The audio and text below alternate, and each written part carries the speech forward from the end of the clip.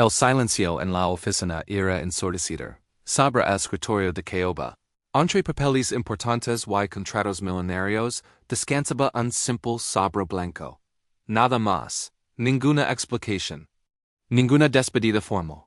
Solo esa carta de renuncia que él no se atrevía a tocar, como si al hacerlo confirmara una pérdida que no terminaba de comprender. Mendoza levantó la vista justo a tiempo para ver la silueta de ella desaparecer tras la puerta. De cristal, Lucia Herrera. Tres ecos trabajando en su empresa. Tres ecos de eficiencia silenciosa, de informes perfectos, de una presencia discreta que él apenas había notado hasta ese preciso instante. Y ahora se marcaba, levando consigo algo que él no sabía que necesitaba, pero no fue su partida lo que le atravesó el pecho como una flecha invisible. Fue ese último gesto. Es movimiento casi imperceptible cuando ella depositó el sobre su escritorio, y sus dedos rozaron la madera pulida. En ese segundo eterno, Alejandro vio algo que hizo que el mundo se detuviera. Una cicatriz, pequeña, delicada en forma de media luna. Justo en el dorso de su mano derecha entre el pulgar y el índice. Una marca que la luz de la tarde iluminó. Con cruel precisión, revelándose ante sus ojos como un fantasma del pasado que él había intentado sepultar. Bajo capas de éxito y olvidó, su corazón comenzó a latir de forma irregular. Las manos le temblaron sin que pudiera controlarlo. Y de repente, sin permiso, sin previo aviso, su mente lo arrastró 28 ecos atrás, al orfanato San Rafael. Las paredes grises que olían a humedad y desinfectant. Las noches frías en las que los niños se abrazaban para darse calor. No solo del cuerpo, sino del alma. Y a una niña de ojos oscuros y enormes que siempre caminaba a su lado. Que compartía con él su pan cuando no había suficiente. Que le sacaba las lágrimas cuando lloraba por una madre que nunca volvió a buscarlo. Que le decía, con una madurez imposible para sus ecos que todo estaría bien, que alguien vendría por ellos. Alejandro cerró los ojos con fuerza, intentando detener el torrente de recuerdos que lo inundaba. Pero era inútil. La imagen era tan nítida que dolía. Él, con apenas 5 ecos, acorralado en el patio por 3 niños mayores que querían quitarle el único juguete que tenía, un camioncito de plástico roto que alguien había donado, y ella apareciendo. De la nada. Interponiéndose entre él y los agresores con una violencia que desafiaba su pequeño cuerpo. Los niños la empujaron. Ella cayó contra el borde metálico de un banco. Un grito. Sangre. Y esa herida en su mano que sanó, pero que dejó para siempre esa marca en forma de media luna. No lors él, le había dicho entonces, mientras la enfermera le curaba la herida. Yo siempre voy a protegerte. Somos familia, ¿recuerdas? Tú y yo, para siempre. Alejandro abrió los ojos bruscamente, sintiendo como el aire abandonaba sus pulmones. El presente lo golpeó con violencia. Ahí estaba él, en su oficina del piso 32. Rodeado de lujos que alguna vez sonó. Vestindo un traje que costaba más que el salario mensual de la mayoría de sus empleados. Un hombre de éxito. Un empresario respetado. Un millonario, completamente solo se puso de pie con brusquedad, casi tirando la silla. Camino hacia la ventana panorámica que daba a la ciudad. A la abajo, la gente parecía hormiguitas moviéndose sin rumbo. ¿Dónde estaba ella ahora? ¿Lucia? ¿O Debía? ¿Llamarla como la conoció? ¿Como la pequeña niña que alguna vez fue su mundo entero? No puede ser ella, se dijo en voz alta, intentando convencerse a sí mismo. ¿Es una coincidencia? ¿Solo una cicatriz similar? Nada más. Pero su voz sonaba hueca incluso para sus propios oídos. Porque en el fondo, en ese lugar donde guardamos las verdades que nos aterrorizan, él ya sabía. Lo había sabido desde el momento en que vio esa marca, quizás incluso antes. Quizás por eso siempre evitó mirarla directamente durante esos 3 ecos. Quizás por eso sintió extra familiaridad cada vez que escuchaba su voz al otro lado de la puerta, Pidiendo que firmara algún documento el miedo es una bestia curiosa. A veces nos protege. Otras veces nos condena. Alejandro regresó a su escritorio. Sus manos, y esas manos que cerraban negocios de millones sin temblar, apenas podían sostener el sabra. Lo abrió con cuidado, casi con reverencia. El papel era ordinario, barato. La letra clara y firme. Estimado señor Mendoza, por medio de la presento mi renuncia efectiva inmediata. Agradezco la oportunidad brindada. Atentamente, Lucia Herrera. Eso era todo. Ninguna explicación. Ningún reproche. Solo esa despedida fría y profesional que ocultaba un universo de dolor no dicho. El dejo caer al papel sobre el escritorio y hundió el rostro entre las manos. Los ojos le ardían, pero las lágrimas se negaban a salir. Hacía tanto tiempo que no lograba cuya no recordaba cómo hacerlo. ¿Cuándo se había convertido en este hombre? En alguien capaz de no reconocer a la persona que una vez significó todo para él. En alguien tan ciego, tan absorbido por la ambición, que dejó pasar 3 ecos enteros sin verla realmente. Afuera, el sol comenzaba a ocultarse, tiñendo el cielo de naranjas y rosas. La ciudad se preparaba para la noche. Y Alejandro Mendoza, el millonario que lo tenía todo, se quedó sentado en su oficina vieja, mirando fijamente una cicatriz que ya no estaba, pero que se había grabado en su memoria con la fuerza de un hilo candente, porque marcas que van ms ala de la piel. Heridas que el tiempo no cura. Y personas que, sin importar cuando intentamos olvidar, siempre encuentran la manera de recordarnos quiénes fuimos antes de convertirnos en quienes creemos la pregunta que ahora lo atormentaba. No era si ella era realmente la niña de su pasado. La pregunta era, ¿qué haría él ahora que el destino le había dado una segunda oportunidad que probablemente no merecía? Los días siguientes fueron una tortura silenciosa. Alejandro intentó sumergirse en el trabajo como siempre había hecho. Cuando algo lo incomodaba, reuniones, llamadas, inversiones, meros que bailaban en las pantallas sin significar nada. Porque por primera vez en su vida adulta, el trabajo no era suficiente para silenciar los gritos de su conciencia. Cada vez que cerraba los ojos, ahí estaba ella. La Lucia Herrera adulta que había trabajado para él durante 3 ecos. Sino. La niña. La pequeña de 6 ecos con el cabello oscuro siempre despeinado, con los zapatos rotos que le quedaban grandes. Con esa sonrisa que iluminaba incluso los días más grises del orfan a la niña que lo había defendido. La niña que había sangrado por él. La niña que había sido su única familia, cuando el mundo entero los había abandonado. En la soledad de su penthouse, rodeado de obras de arte que costaban fortunas y muebles de diseñador que nunca le dieron calor, Alejandro se descubrió haciendo algo que no había hecho en décadas. Buscó en el único lugar donde guardaba su pasado una caja. Simple. De cartón gastado.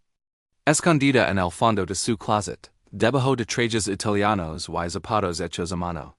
La había lavado consigo a través de todos sus cambios de residencia, de todas sus transformations, pero jamás la había abierto. Era como si reconocer. Su existencia significara admitir que es niño del orfanato en vivía dentro de él. Con manos temblorosas, levantó la tía el olor, a papel viejo lo golpeó primero. Luego las imágenes. Fotografías en blanco y negro, borrosas, tomadas con cámaras baratas por voluntarios del orfanato, que intentaban documentar algo de humanidad en medio de tanta tristeza institucional. Y ahí estaba, la fotografía que buscaba. Sin saber que la buscaba, él y ella, sentados en los escalones del patio. Él tendría unos 5 ecos, ella 6.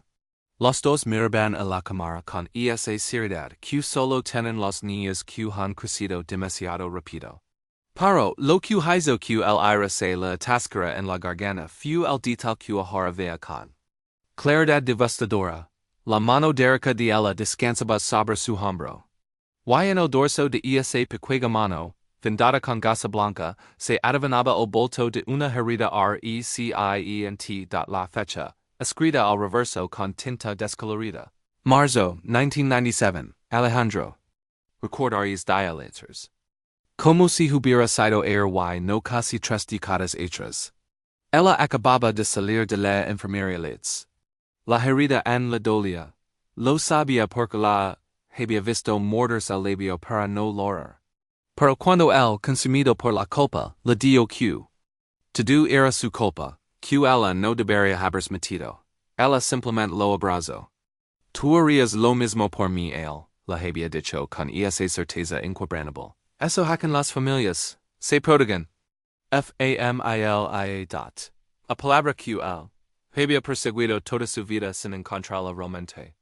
En Isequera cuando fue adoptado 6 meses después de esa fotografía por los Mendoza, una pareja adinerada que buscaba un heredero y encontró en él un proyecto conveniente. Dejó la fotografía sobre la mesa de centro y se sirvió un whisky que no tenía intención de beber. Solo necesitaba algo que hacer con las manos. Algo que lo mantuviera anclado al presente, mientras su mente se ahogaba en el pasado. Recordó el día en que los Mendoza llegaron al orfanato. Trajes elegantes. Sonrisas profesionales. Papeles que firmer. Y él, un niño de 5 años que no entendía nada excepto que estos extranjeros bien vestidos querían levárselo a una vida mejor. ¿Puedo llevarme a mi hermana? Había preguntado, apretando la mano de ella con fuerza. La señora Mendoza había sonreído con esa condescendencia que los ricos reservan para los ingenuos. Oh, carico, ella no es tu hermana. ¿Why nosotros solo podemos llevarnos a no? Había lorado, había petido, había suplicado. Pero la directora del orfanato había sido clara. Esta era su única oportunidad.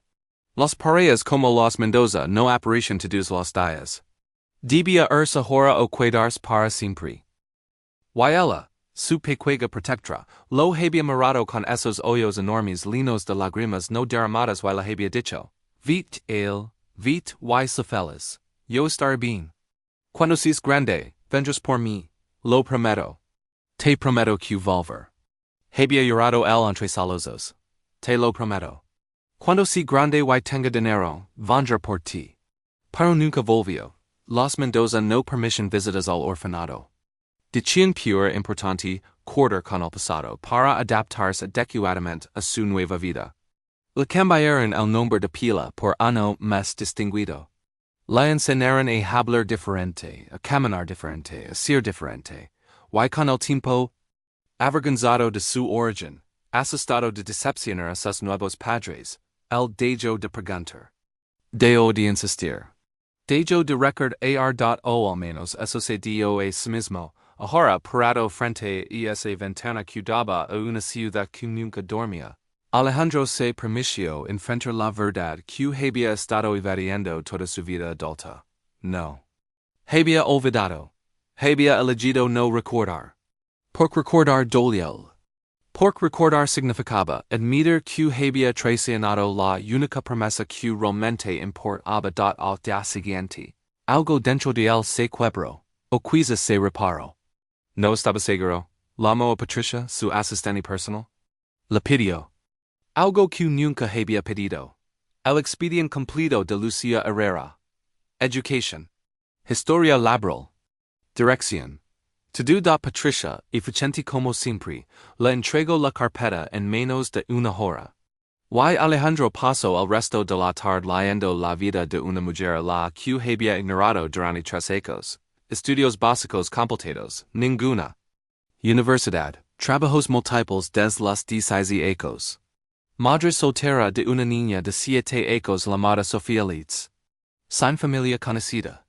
Sin apellido paterno en el acta de nacimiento. Y aquí, en la sección de información personal, una nota. Que le atravesó el corazón. Orfanato de Presidencia. San Rafael.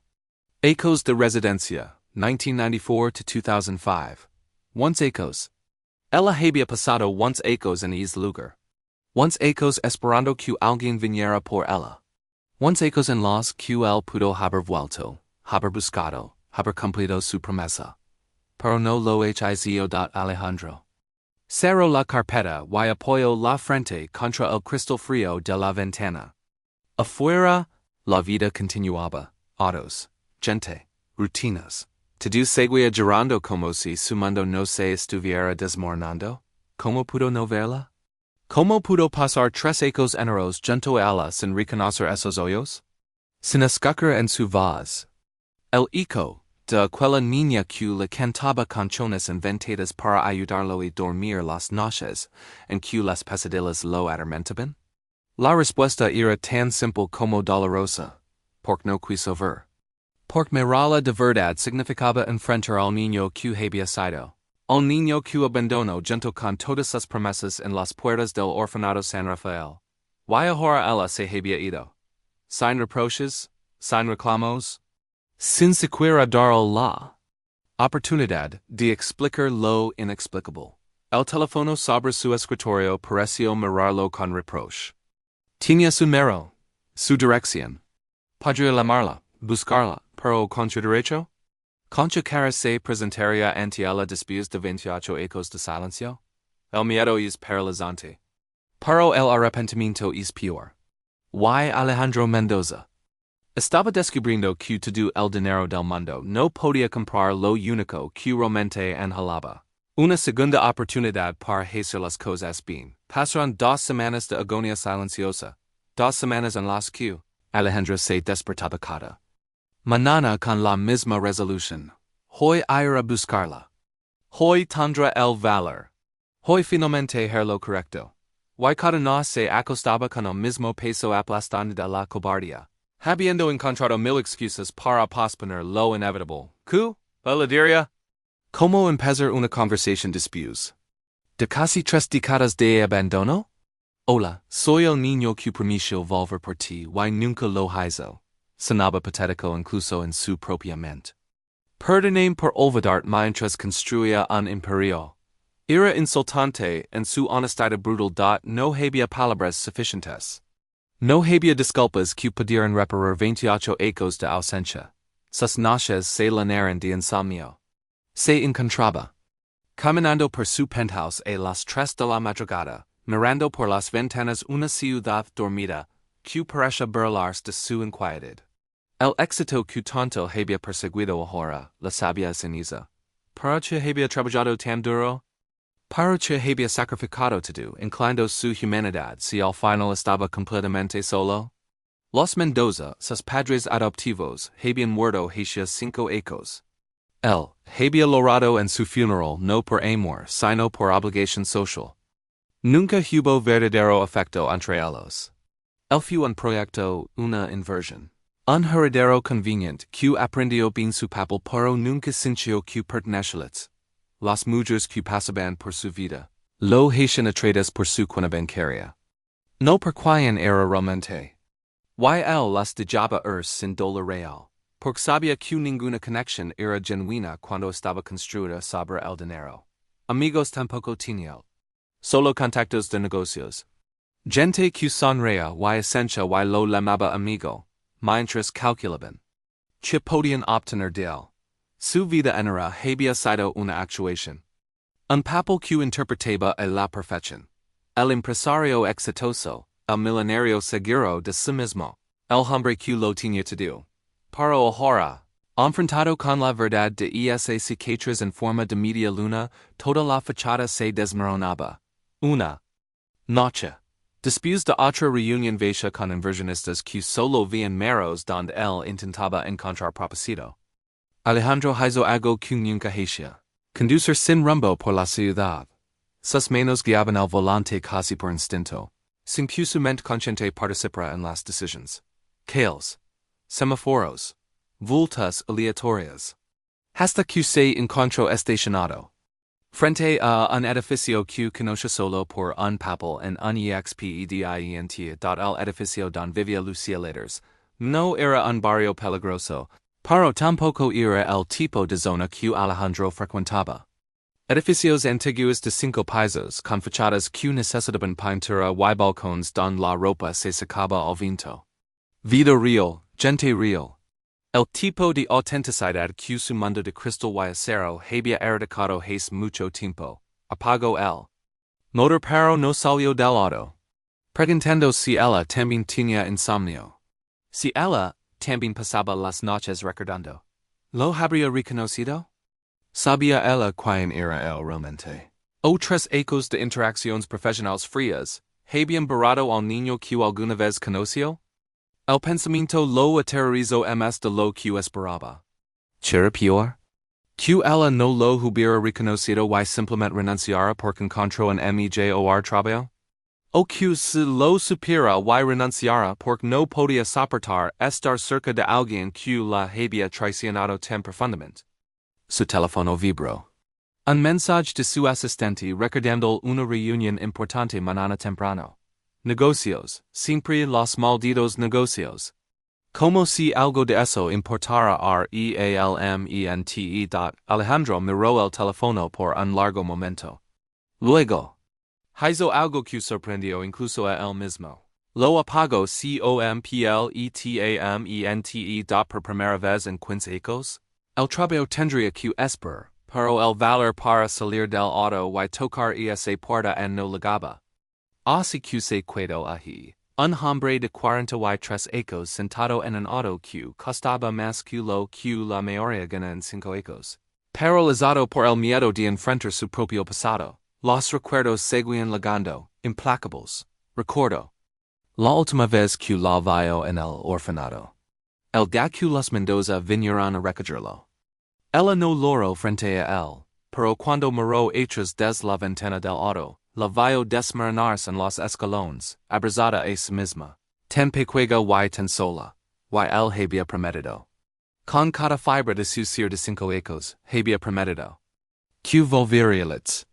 Ahora era grande. Tenía más dinero del que alguna vez sonó. Y no había cumplido, porque la verdad era más fea que cualquier excusa que pudiera inventar. Con el tiempo, fue más fácil olvidar que enfrentar la culpa. Fue más cómodo construir una nueva identidad. Que honrar a quien había sido. Fue menos doloroso convertirse en Alejandro Mendoza. El heredero, que seguir siendo él, el huérfano, había traicionado no solo a ella. Se había traicionado a más amor y lo peor de todo, lo que realmente lo carcomía por dentro en esas noches de insomnio. Era la pregunta que no se atrevía a responder. ¿Lo habría hecho diferente si hubiera podido? O el brillo del privilegio. La promesa de una vida sin carencias era demasiado tentador para cualquier niño de 5 ecos. No tenía respuesta. Y quizás esa incertidumbre era lo que más lo atormentaba había dado. Una figura salió del edificio. Su corazón se detuvo. Pero era un hombre mayor con su perro. Noela. Alejandro respiró. Sin saber si sentía alivio o decepción. ¿Se esperaba lograr sentado allí como un acosador? ¿Qué tipo de hombre se había convertido que no podía simplemente bajar del auto, tocar el tambor y enfrentar las consecuencias? ¿De sus acciones un cobarde? Eso era lo que era. Un cobarde con traje caro y cuenta bancaria abultada. Pero cobarde al fin dat su reflejo en el espejo retrovisor le devolvió la mirada. Camas prematuras en las scenes. Líneas de expresión marcadas por el estrés. Ojos cansados que habían visto demasiadas joyas de cálculo y muy poca humanidad. ¿Quién era este hombre? ¿Cuándo exactamente había perdido de vista al niño? ¿Que alguna vez fue el niño que lloraba en las noches? El niño que tenía pesadillas y despertaba gritando hasta que ella llegaba y se acostaba junto a él, cantando canciones sin melodía hasta que volvía a dormir. El niño que comparse con ella, el único caramelo que recibían en Navidad. Partiéndolo exactamente por la mitad, aunque ella siempre insistía en que él tomara el pedazo más grande y niña. No habría dudado. Niño habría corrido escaleras. Arriba, habría tocado la puerta. Habría dicho la verdad sin importar su dolorosa fuera. Pero niño murió en algún punto del camino hacia el éxito. O al menos eso pensaba Alejandro. Encendió el motor. Las manos le temblaban. Podía irse ahora. Volver a su penthouse. Volver a su vida vieja pero segura. Nadie sabría que estuvo aquí. Nadie excepto él y peso que llevaría hasta la tumba. Oh. Podía finalmente, después de 28 ecos, cumplir aunque fuera una pequeña parte de su promesa. El orgullo y la vergüenza la llevan dentro de él como dos bestias enjauladas. El orgullo la decía que era Alejandro Mendoza, que tenía letters una reputación que mantener, una imagen que proteger. La vergüenza le susurraba que no merecía su perdón, que era mejor dejarla en paz que arrastrarla de vuelta a un pasado doloroso. Pero debajo de todo eso, tan pequeña que casi no podía escucharla, había otra voz.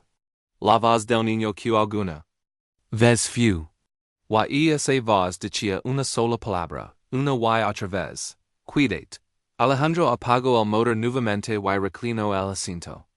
No sabía si haría cuando amaneciera. No sabía si tendría el valor de enfrentarla. Pero por primera vez en décadas, dejó de llorar, y en la oscuridad de auto, en una calle que no era la suya, rodeado de una vida que nunca vivió, Alejandro Mendoza finalmente permitió que una lágrima rodara por su mejilla. Era un comienzo. El amanecer llegó con una luz suave que pintó el cielo de rosa y dorado. No había dormido. Había pasado la noche entera en su auto, luchando consigo mismo, construyendo y destruyendo mil discursos diferentes en su mente. Cada vez que estaba cerca de Urs, algo lo detenía alertas. Cada vez que reunía valor para salir del auto, el miedo lo paralizaba de nuevo. Pero ahora, el aire fresco de la mañana le golpeó el rostro, despertándolo de la neblina de la noche sin sueño. Cada escalón era una eternidad. Podía escuchar movimiento dentro, pasos ligeros, el sonido de platos. Una vida sucediendo al otro lado de esa puerta de madera desgastada. Levanto. Y finalmente, antes de que el miedo pudiera vencerlo una vez más, los pasos se detuvieron. Hubo un silencio que pareció durar 1000 ecos. Luego, pasos acercandos, la mirilla oscureciéndose.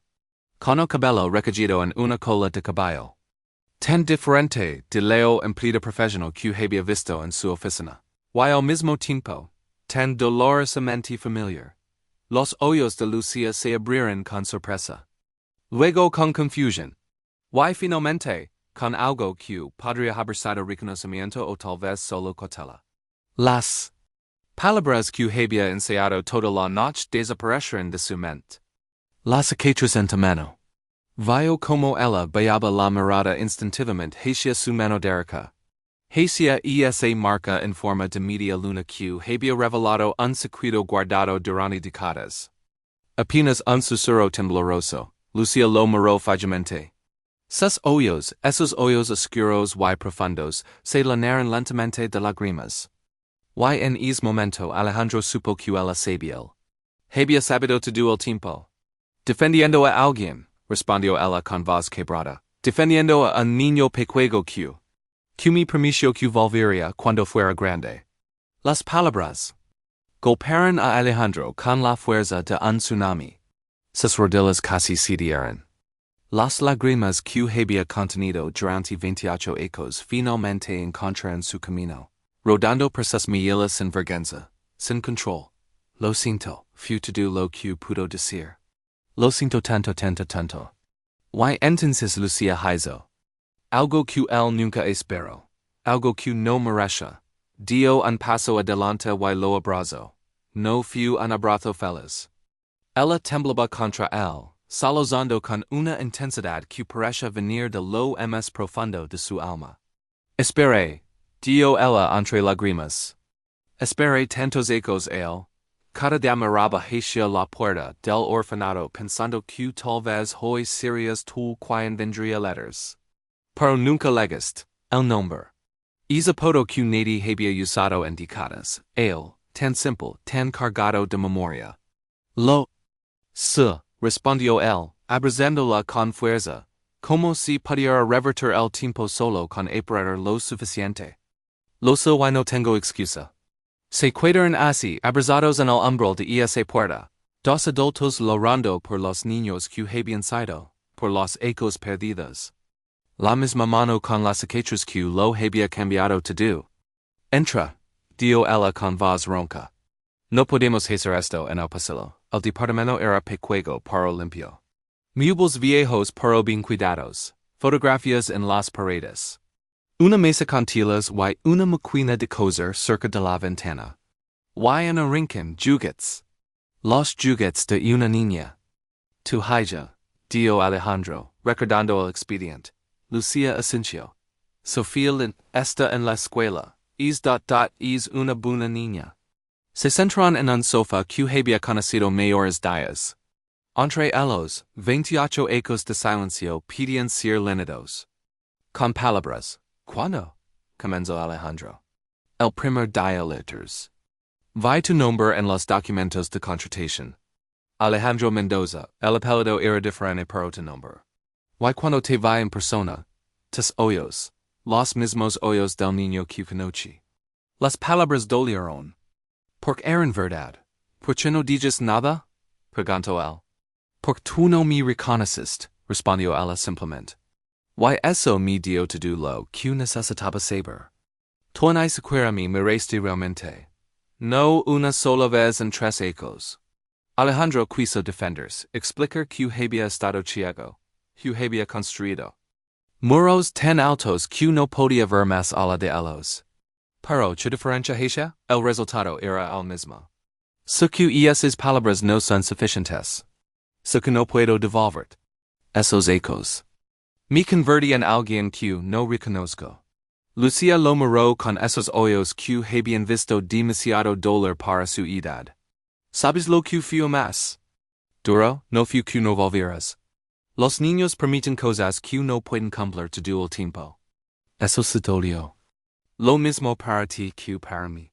Intenté olvidarte por recordar dolía demasiado, pero no funcionó. Nunca funcionó. Por eso construí todos esos muros. Por eso me enfoco solo en el trabajo, en el dinero, en el éxito. Porque si me detenía aunque fuera un segundo a pensar, a sentir, todo se desmoronaba. ¿Y ahora? Preguntó ella. ¿Qué cambió? ¿Y no pude seguir yendo? Lavado durante 28 ecos como un recordatorio de un amor de hermanos que el tiempo no pudo borrar. Querían que tarde te cambian de juguete. Me acuerdo de todo, solo fingí que no. El silencio se instaló entre ellos, pero esta vez no era incómodo. Siendo honestas la una con la otra. No van a pedirte perdón esperando que me lo dé, dijo finalmente Alejandro. Vine por necesitaba saber la verdad. Que no volver no fue porque no me importaras, fue porque era un cobarde. Y lo siento. Por todo, Lucía cerró los ojos. Las lágrimas rodaron por sus mejillas. Por renunciar sin decir nada. Por no tener el valor de enfrentarte. Al final, ambos fuimos cobardes. No era un final feliz instantáneo. Con esa ingenuidad que a veces tiene la gente privilegiada. Que una disculpa sincera y tal vez algo de ayuda económica serían suficientes para reparar casi 3 décadas de abandono. Para Lucía le enseñó rápidamente que las cosas no funcionaban así. Si quisiera tu dinero, lo hubiera pedido cuando trabajaba para ti. Lo que perdemos no se puede comprar. Porque tenía razón. No tienen precio. Así que en lugar de intentar comprar su perdón, Alejandro tuvo que aprender. Caf en una pequeña cafetería del barrio de ella. Nada lujoso. Nada extravagante. Luce le contó sobre los ecos. Las noches que loraba preguntando si había hecho mal para que él no volviera. Por cada año que pasaba era otro recordatorio de que no habías cumplido tu promesa. Alejandro. Escuchó sin interrumpir, sin intentar justificarse. Porque eso era lo mínimo que podía hacer. Escuchar el dolor que había causado.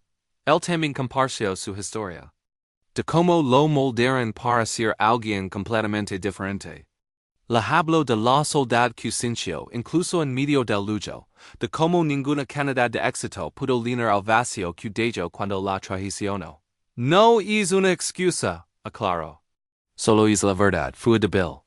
Poco a poco, conversación tras conversación, comenzaron a encontrar algo parecido a la paz. Era compasión. Era reconocer que ambos habían sido víctimas de circunstancias más grandes que ellos. Pero que también habían tomado decisiones que lastimaron al otro el verdadero punto de inflexión. Luego el día que Alejandro conoció a Sofía Leitz. Era una niña de 7 años, con los mismos ojos oscuros de su madre y una sonrisa que iluminaba habitaciones enteras. Temerosa de confundir a la niña o de que las cosas no funcionaran, pero es sábado, cuando Alejandro llegó a su encuentro semanal con Lucia, Sofía estaba allí. Se había enfermado y no había con quien enviarla. Hola, dio Sofía con esa confianza que tienen los niños, antes de que el mundo les enseñe a ser cautelosos. ¿Tú eres el amigo de mamá? Alejandro miró a Lucia, quien asintió casi imperceptiblemente. Tu mamá y yo nos conocimos desde hace mucho tiempo. ¿Desde que eran niños? Preguntó Sofía con curiosidad. Desde que éramos niños, confirmó él, sintiendo un nudo en la garganta. Pasaron la tarde los tres juntos. Fueron al parque. Sofía corrió y jugó mientras Alejandro y Lucia la observaban desde una banca. Y en algún momento, viendo a esa niña reír sin preocupaciones, Alejandro entendió algo fundamental. No se trataba de reparar el pasado. El pasado estaba roto y siempre lo estarías. Se trataba de no arruinar el presente y el futuro con el peso de esos errores. Es una niña hermosa, le dio a los letters. Lucia sonrió, pero había tristeza en esa sonrisa. Ha sido difícil, su padre. Bueno, el tampoco se quedó. Parece que tengo talento para elegir personas que se van. No de nuevo. No estoy aquí para rescatar o para arreglar tu vida con dinero. Estoy aquí por quiero recuperar lo que perdimos. O al menos construir algo nuevo con los pedazos que quedan. Lucia lo miró por un largo momento. Y luego por primera vez. Desde que se reencontraron, sonrió de verdad. Me gustaría eso. Dio simplemente. Los meses se convirtieron en un año. Alejandro aprendió a ser tú de Sofía, a escoger sus historias de la escuela, a ayudarla con la tarea, a estar presente de formas que nunca había estado presente para nadie, y algo extraordinario comenzó a suceder. Alejandro empezó a cambiar, no. De la noche a la mañana. No de forma dramática. Pero lentamente, conversación tras conversación, risa tras risa con Sofía, momento tras momento con Lucia. El hilo que había rodeado su corazón durante décadas comenzó a derretirse. Empezó a tomar decisiones diferentes en su empresa.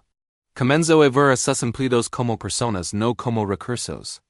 Estableció programas de ayuda, mayores beneficios, políticas más humanas. Sus socios se burlaban. Decían que se estaba volviendo blando. Pero a él ya no le importaba porq, y finalmente había entendido algo que el dinero nunca pudo enseñarlo. Sino en las conexiones genuinas que construimos con otros seres humanos. Una tarde, por el parque mientras Sofía jugaba en los columpios. ¿Sabes? Dio Lucia de repente. Alejandro sintió un escalofrío de miedo. ¿Había llegado al final? Después de todo este tiempo, Lucia había decidido que no podía perdonarlo completamente. Y me di cuenta de algo, continuó ella. Durante años guard este resentimiento, este dolor, como si fuera un tesoro que debía letters. Prodigar. Como si soltar este dolor significara traicionar a la niña que fue, que espero, y espero. Hizo una pausa, mirando hacia Don Sofía ría sin preocupaciones. Para mantener es dolor solo me lastimaba a mí. Y le enseñaba a mi hija que está bien aferrarse al pasado. Que está bien no perdonar. Se volvió hacia Alejandro, y en sus ojos había algo que él no había visto antes. Paz. Te perdono él, dio ella suavemente. No porque no doliera, sino porque ambos merecimos paz. Ambos merecimos soltar el peso que hemos cargado durante tanto tiempo. Alejandro sintió como si algo dentro de él se rompiera y se reparara al mismo tiempo. Las lágrimas fluyeron libremente, sin vergüenza, sin intentar detenerlas. Gracias, susurró. No merezco de perdón, pero gracias. Quizás ninguno de nosotros merece nada, respondió Luce Litters. Quizás de eso se trata la vida, de dar gracia don no he morido, de elegir el amor sobre el resentimiento, de construir puentes en lugar de muros. Y esa noche, Alejandro regresó a su penthouse, pero por primera vez en décadas no se sintió vacío.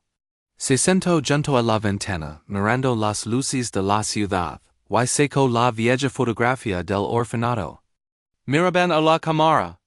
Uno con el brazo vendado. El otro con ojos llenos de miedo y esperanza.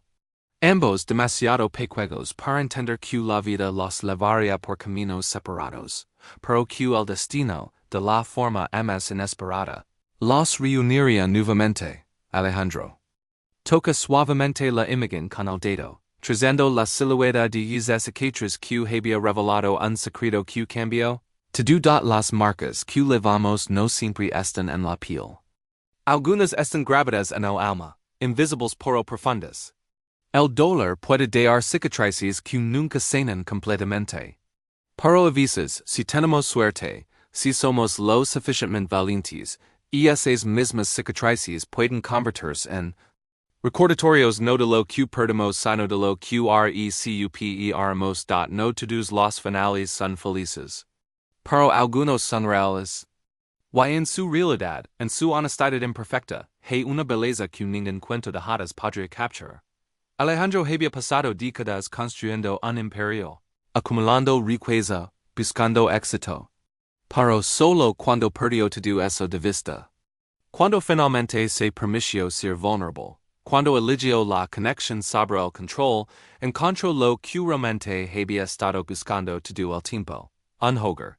No un lugar, sino personas. No posiciones sino presencia, y una pequeña cicatriz. En forma de media luna la había mostrado el camino de regreso.